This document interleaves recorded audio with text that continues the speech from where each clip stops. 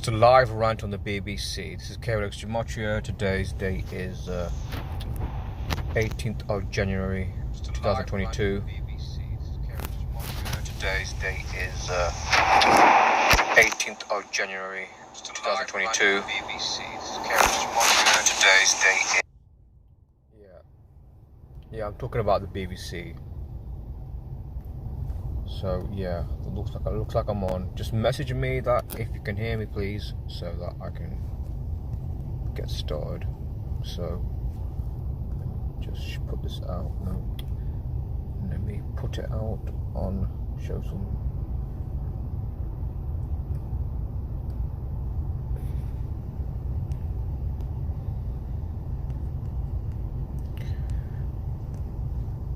I don't do rants. Well, sometimes I like to do a rant, but I don't do it often. But I'm doing it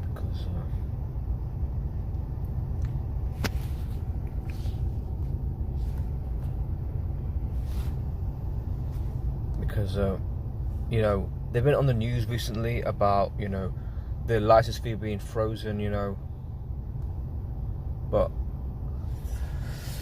and people are outraged. People are like, "Oh, BBC, what's going to happen to them? They're going to end up being like a TV subscription service, you know, or like Netflix or something, you know, where you got to pay, and they think they're gonna, you know, lose or get taken over by Murdoch or whatever it is." But you know something,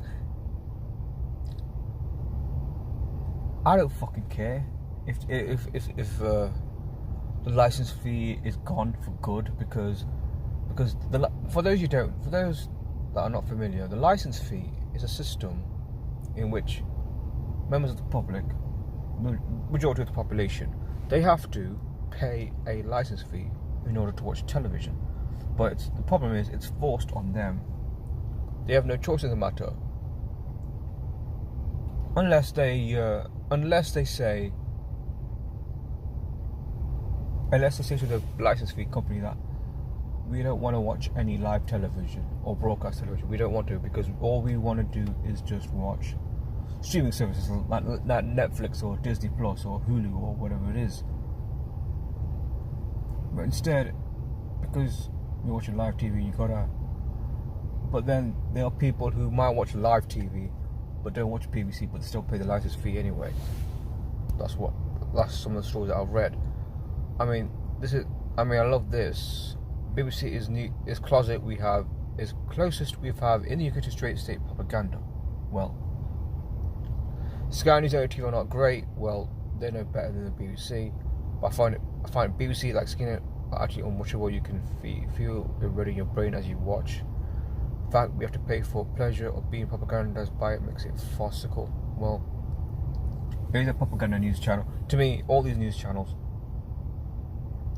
the ones that we've seen here, a lot of them, if not all of them, or most of them, they are psyop news channels. They don't tell you what's really going on. And what's interesting,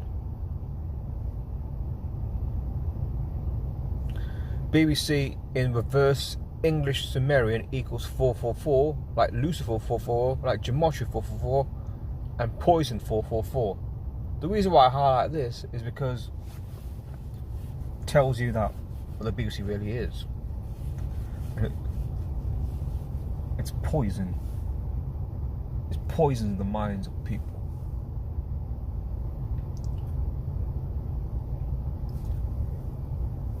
I mean, they don't expose.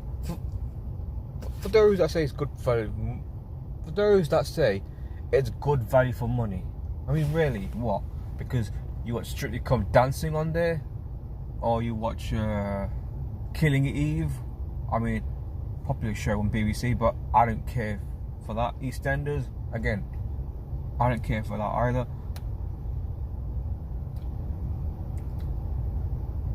I mean, in the past, it put on some good documentaries, but it's far gone from now. I mean, they put on Gladio back in the early 90s. For those of you who don't know, Gladio is Operation Gladio, an operation used by governments in the West to carry out false-flag operations to blame the left. I mean, it's interesting that Gladio was formed in Italy, a notorious Jesuit hotspot. But anyway,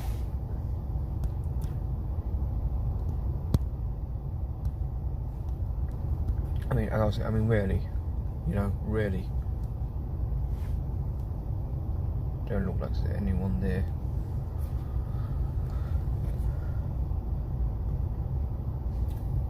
As I was saying, BBC is bullshit.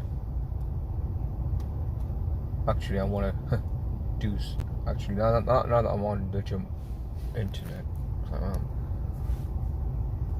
let's put in the BBC, because they need, honestly, I live in Britain, and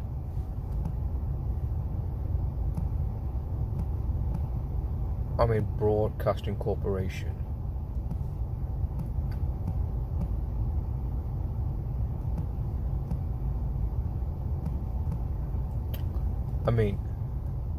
The last word, corporation, because that's what it is. It's a corporation, just like any other corporation.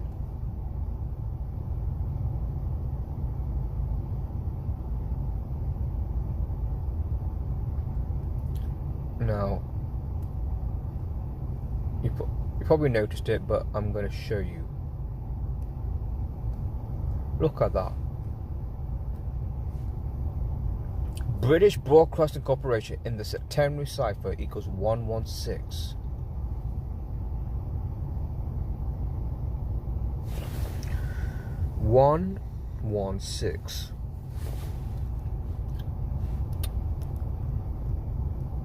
And I'm going to show you why that's important.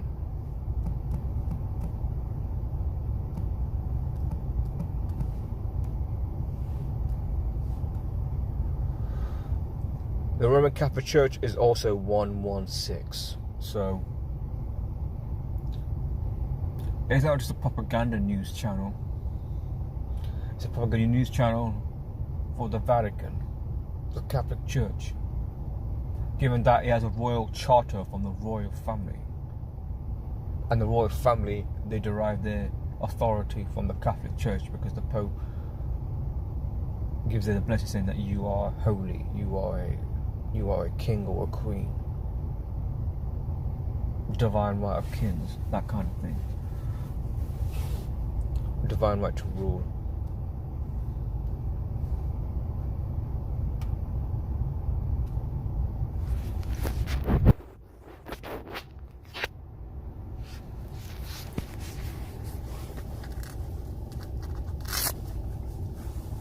I don't know if you can hear, but that's I'm in the car park, before my work starts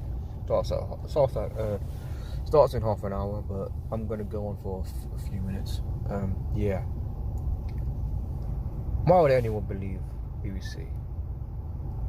It's propaganda.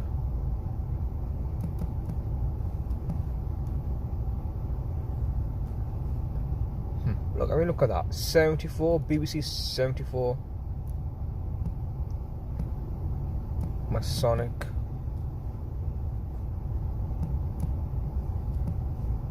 If you look, none of the people that have ever been there,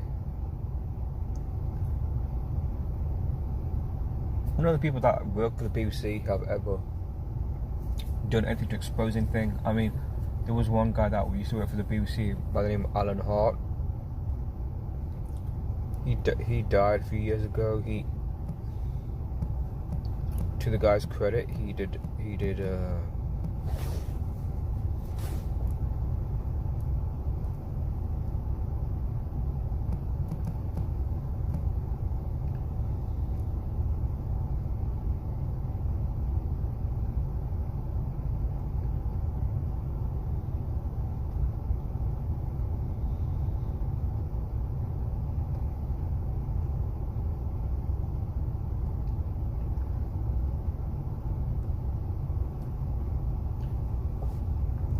he was at... We're live, ladies and gentlemen. Thank you for joining us. The 28th day. Obviously, I don't want to listen to what he's saying, but He said, yeah, they blew up Building 7. Back, they're bringing it down, folks. Journalist Alan Hart. I mean, back then he had no problem talking about Mossad, even though years ago, my editor-in-chief gave me the mission statement in one short sentence. Quote, our job is to help keep democracy alive, unquote. And my take today, Alex, is quite simple. The mainstream media has betrayed democracy. I suspect you might go along with that too, yeah? After many years, say that Israel did 9/11. And it's interesting that a former BBC guy says this here, and I don't think he ever got interviewed or asked why he believed this. You would think he would, because of his time in the BBC. He was with the BBC, he worked in the BBC, but they just shunned him out. I mean, if BBC, so again, how is it good value for money when they don't interview this guy? I mean, this guy, he's met famous people, you know, in his time as a journalist, like, you know, Yasser Arafat, Shimon Peres. I mean, he is, you know, for those you don't know, he's very sympathetic to the Palestinian cause. He's always been, you know, talks about Zionism, you know, this and that.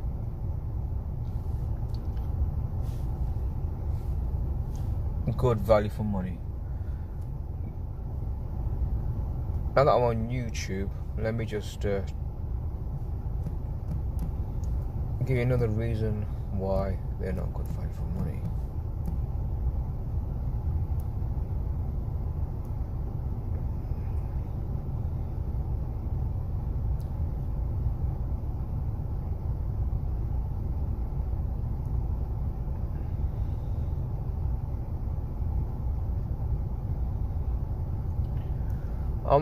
I'm not gonna really play, but basically, when they put out these,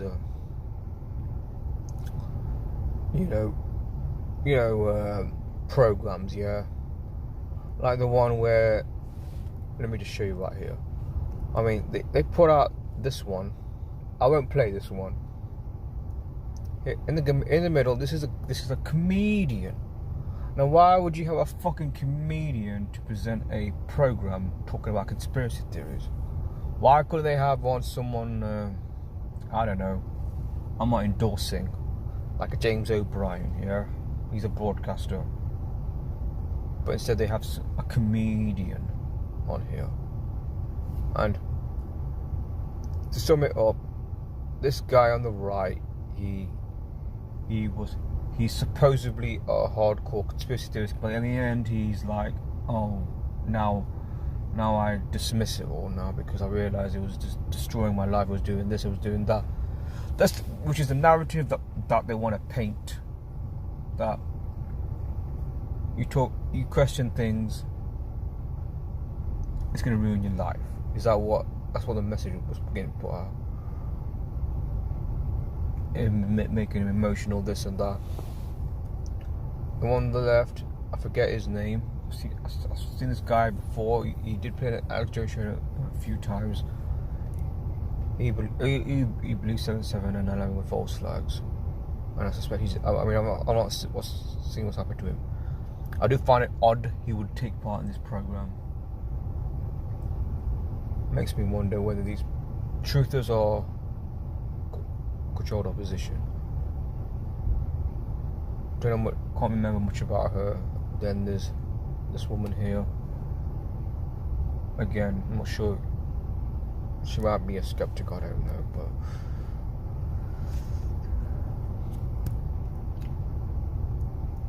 I mean, there's one here like conspiracy files, Putin, FBI, Donald Trump. I mean, this one, the truth behind the third tower. Well, they try to say fire brought it down, but they can't ignore the fact that it collapsed before it happened. WTC 7. I mean, is that clip still there? I mean, it was there for a long time.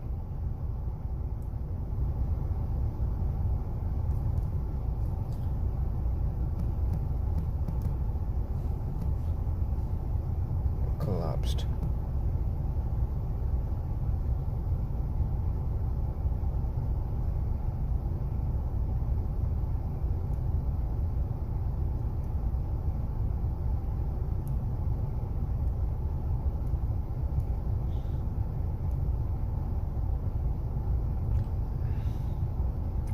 I mean, this is what I'm looking for.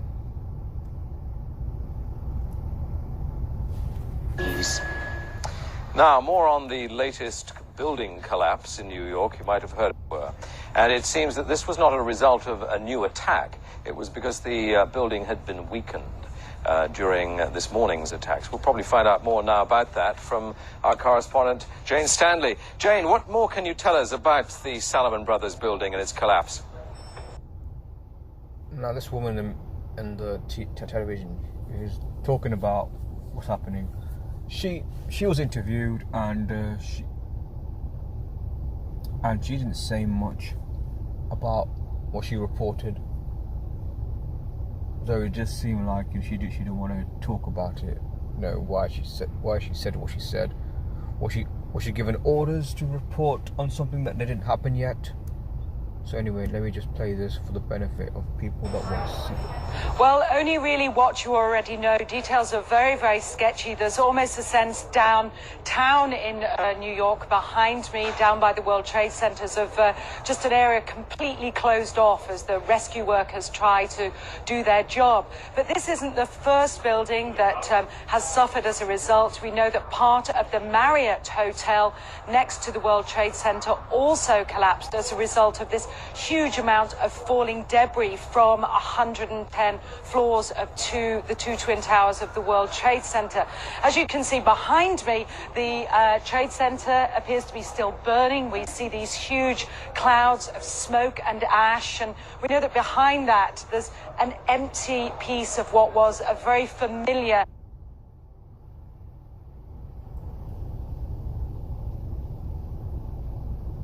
where the famous Statue of Liberty is. There's a field hospital where 1,500... Now, they're saying that the Salomon's Brothers building, which is World Trade Center, collapsed, but someone pointed out in the background that it's...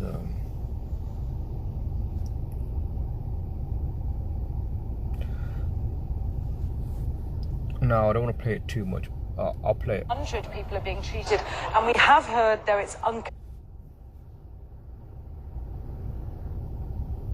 Now, this clip, basically, what it's highlighting is that they're reporting of a collapse of a building, but it happened 20 minutes before 5:20. So she's talking about a collapse of a building that's not happened yet. So how do they know that it was going to collapse? The BBC has never given a satisfactory explanation for why this happened.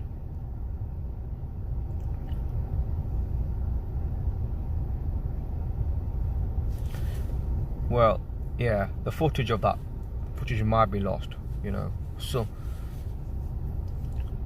details are very sketchy. Well, that's probably the most honest thing she said in that video.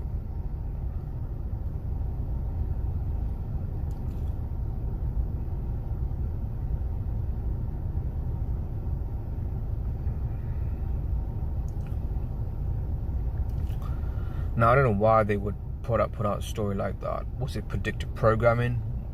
Did they just put it out so that a few people might notice it, and then when it becomes an issue on the internet, they'll just say, "Oh, it was nothing. It was incompetence. It was a mistake." Sorry, I don't know why I put it on.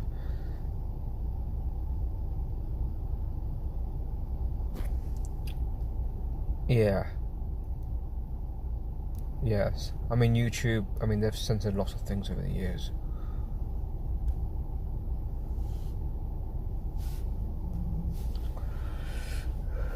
I mean, Jane Stanley. That's who we're talking about here. I mean, I don't know what she's doing right now. Honestly,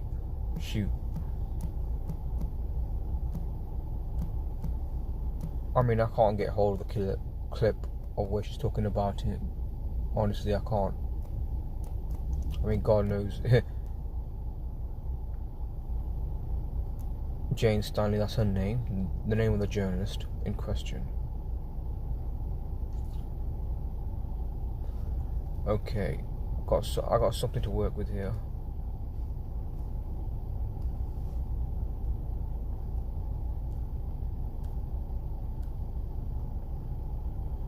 No, I always get confused sometimes with these Jewish ciphers, which one to use, which one not to use.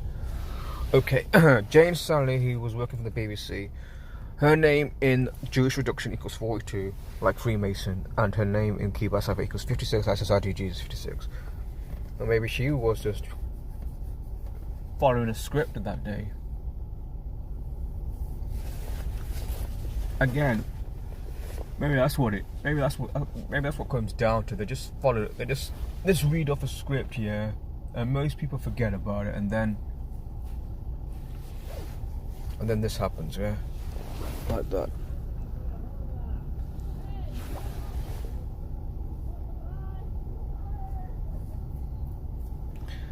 Yeah, so yeah,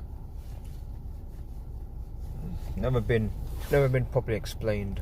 There's never been like a proper explanation to why they reported this. Unconfirmed as yet that 100 New York City police officers have been taken there as well for treatment, but we do need to confirm those figures for the officers.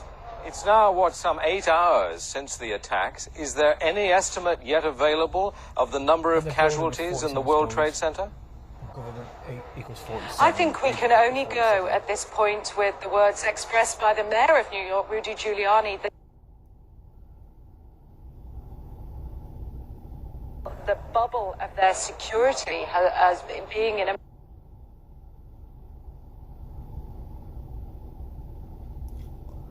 I mean, again, I'm going to repeat what I just said earlier. Good value for money, really? Then they do this. Online journalism entered the new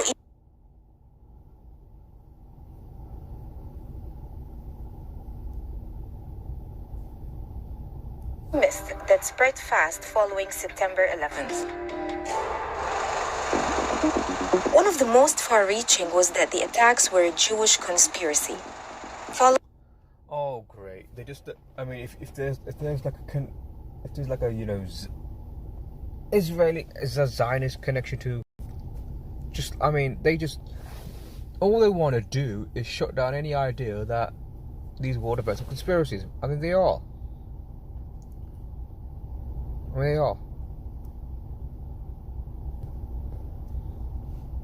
I mean, trust them to investigate things, right? Huh?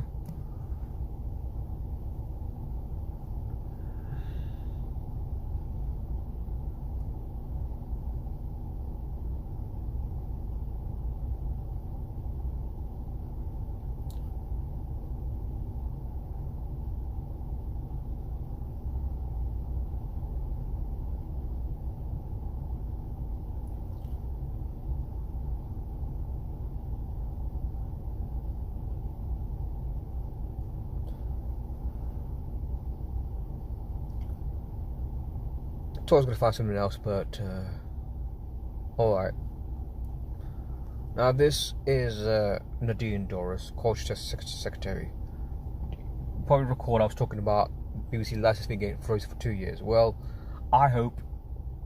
I mean, this is the. I mean, of all the things, this is the only thing that I'm happy about in this pandemic. When she says she wants to freeze a license fee. Well, you know something, we don't need a fucking license fee. Honestly, BBC should be like any other news channel or broadcasting service. You have the freedom to pay for it or not. If you want to watch BBC, pay how much you want monthly. I think it's like £152 a year license fees cost. People should have the freedom to pay for what they want to watch, instead of having a fee forcing the population. Because frankly,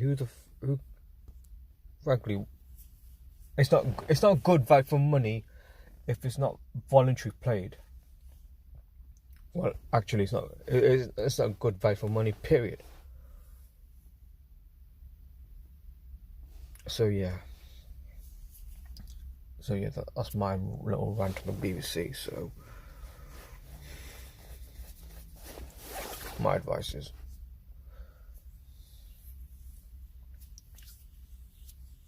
simple: just don't watch BBC. Don't watch any of these news channels. They don't tell you the truth. They don't tell you what's going on.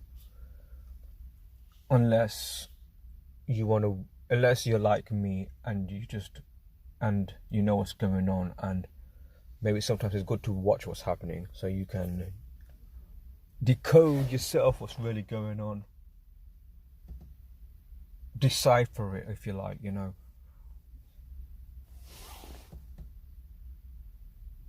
So that's all I've got to say. See you guys soon. Oh, there's someone on. Hey, Roger. Voc Tech. What's that, Voc Tech? Well, thanks for joining me, Roger. Hope you'll enjoy my little rant on the BBC. So, I gotta go now. Actually, before I quickly go, let me just say, let me plug out the documentary I was talking about, BBC Gladio. I mean, in terms of false flag terrorism, they know it better than anybody.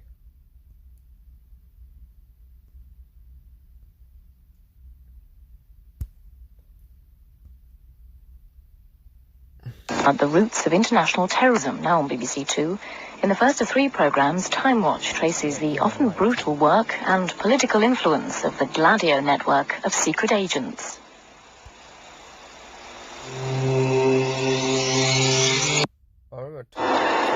I came in and sent by General Donovan. 10th of June. It came on to 92. Obviously, I must have been like 7 or 8 years old when it came out. So I didn't remember Gladio. I remember the program Time Watch, but not Gladio.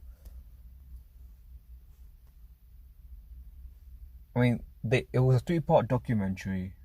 I think I've got it saved on my computer and that old hard drive. So basically, they talk about false flag terrorism here.